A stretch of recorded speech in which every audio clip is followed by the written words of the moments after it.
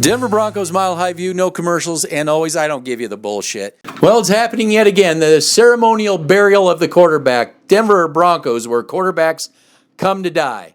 Yes, the people that were clamoring for Joe Flacco are now burying him. The same people that told me, oh, you don't know what you're talking about. Don't bring in Joe Flacco. Those same fucking people are now burying him. Okay, all these people who were clamoring for Joe Flacco, and don't tell me, all of you saying, oh, I never wanted Joe Flacco. Don't give me your bullshit.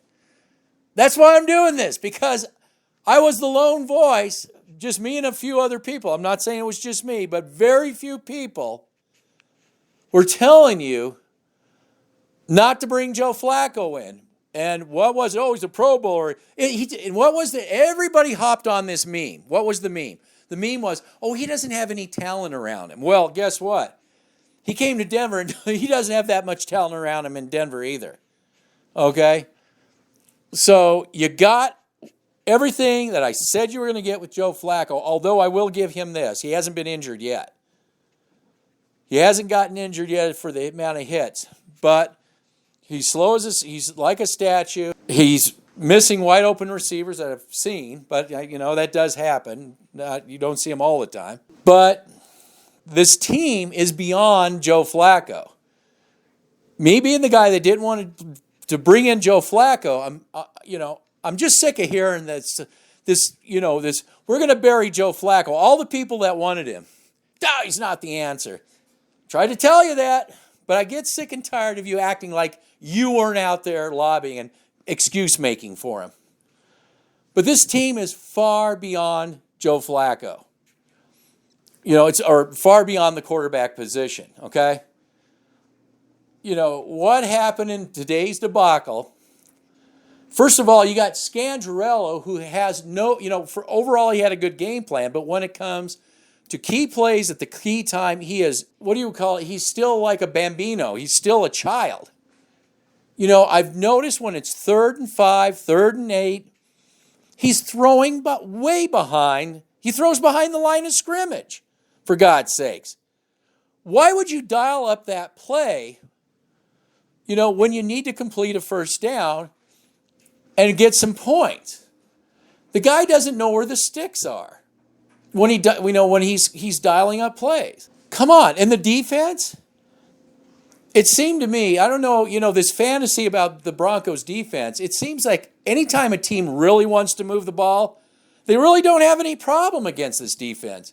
It's like they spar with the team, and then when it really comes time to score points or move the chains, they do it with ease. I mean, Von Miller had a clear safety. And it was just a matter of technique wrapping him up.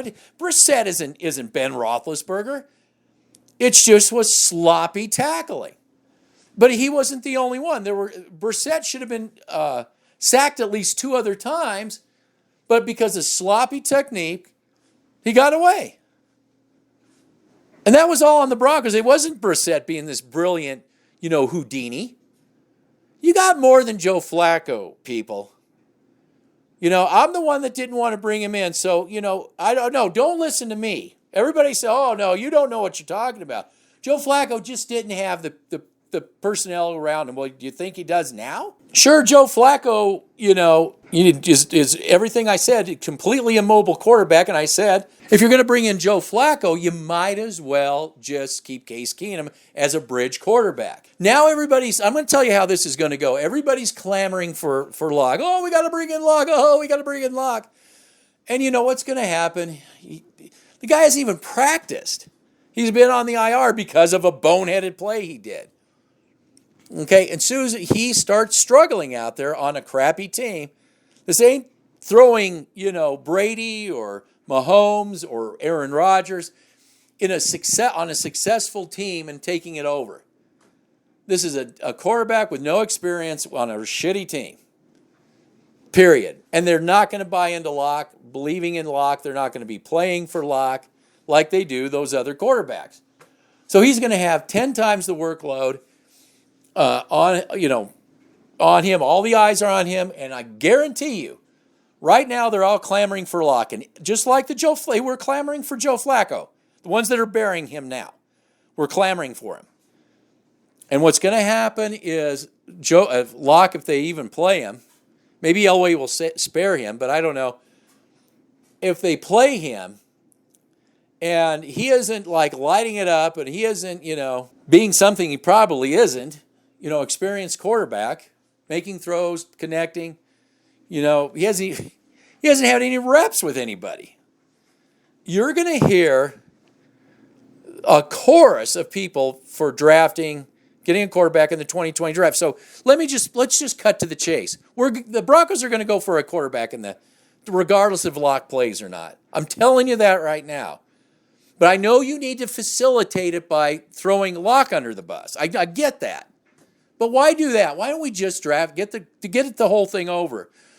But if in the case of Justin Hebert, whoever they get, if this turns out to be yet another overhyped quarterback that doesn't pan out in the NFL, you're going to be stuck with that so-called franchise quarterback for 10 more years.